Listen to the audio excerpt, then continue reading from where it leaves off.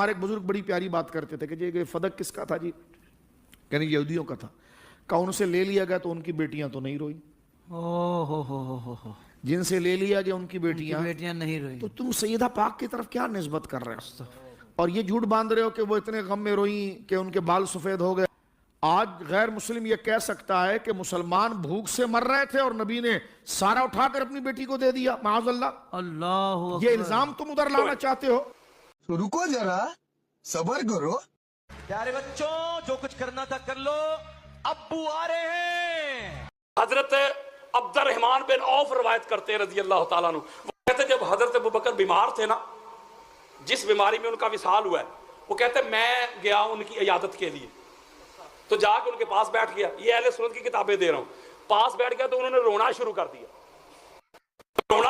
तो मैंने पूछा कि अबू बकर आप क्यों रो रहे हैं? तो हजरत अबू बकर कहते 3 काम मुझे रुला रहे हैं। यारों मैं हजरत अबू बकर सिद्दीक की बात कर रहा हूं।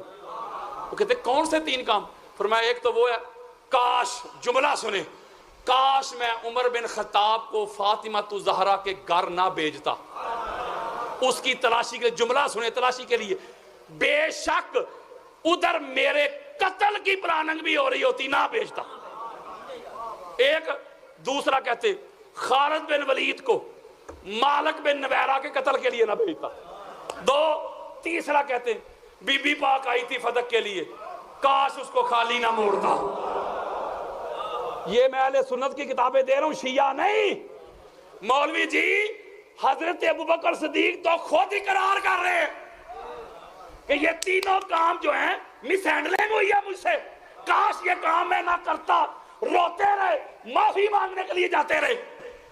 वो तो माफी मांगने के लिए जाते रहे, रोते रहे, वो तो इसको तस्लीम कर रहे हैं। और मौलवी साहब आज भी कह रहे हैं, एक मौका था ना कि जब फदक मांग रही थी तो माज़अल्लाह खता पर थी। गुजरांवाला के मस्जिद से लेके हाई कोर्ट तक 40 घंटे दलाइल देके उसको खींचा था मैंने। आमने सामने खुतबा जुमा होता था। जब अहले बैते अतार पे कोई भौंकता है, मुल्क की इंतजामिया को कोई उनके कान पे जूं तक नहीं रेंगती, और कोई सहाबा की गुस्ताखी करे भी ना, उस पर FIR हो जाती है, गुस्ताखी हो गई। इसका मतलब है कि सहाबा के लिए इनका म्यार और है, अहले बैत के लिए इनका म्यार और है। यह है इस मुल्क की हालत। मैं आपके सामने 3 FIR लेके बैठा हूं और मेरे सर पे कुरान रखो, किसी की गुस्ताखी नहीं की। कुरान पढ़ा, हुजूर का फरमान पढ़ा। हो सकता है इस गुफ्तगू को भी कहेंगे गुस्ताखी हो गई। मैं कोई गुस्ताखी कर रहा हूं? किसी को गाली दी? कुरान पढ़ रहा हूं, हदीस पढ़ रहा हूं। इल्म, पूरी कायनात में हुजूर के बाद सबसे ज्यादा इल्म और नॉलेज मौला अली के पास है ना। बोले यार, पूरी कायनात में हुजूर के बाद जिसके पास सबसे ज्यादा इल्म, उसका नाम है अली इब्न अबी तालिब। सुनो, मैं अहले सुन्नत की किताबें दे रहा हूं। इसी तरह असर की नमाज हुई, हुजूर ने पूछा भाई बताओ औरत की सबसे आला खूबी क्या है? हर सहाबी ने अपनी अपनी इल्मी सतह के मुताबिक जवाब दिया। मौला अली अलैहिस्सलाम भी अर्ज करते या रसूल अल्लाह, औरत की सबसे आला खूबी ये है, खसरत ये है कि वो गैर महरम को ना देखे। हुजूर अलैहिस्सलाम खामोश हो गए। बात बड़ी खास है, हाथ जोड़ रहा हूं, सदात के कदम चूम रहा हूं। हुजूर अलैहिस्सलाम जब खामोश हो गए तो मौला अली अलैहिस्सलाम परेशान हो गए, या रसूल अल्लाह मेरा जवाब ठीक नहीं।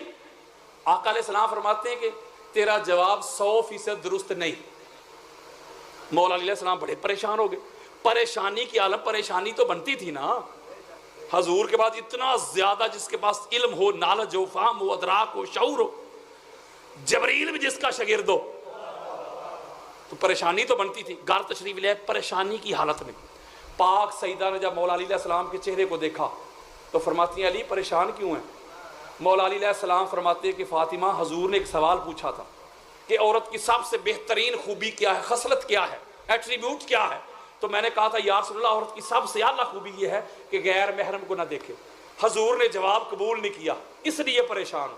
तो पाक सईदा फरमाती हैं अली नहीं, औरत की सबसे आला खूबी ये नहीं कि गैर महरम को ना देखे, औरत की सबसे आला खूबी यह है कि खुद को ऐसे रखे गैर महरम उसे ना देखे। लो जी, ये जवाब लेके मौला अली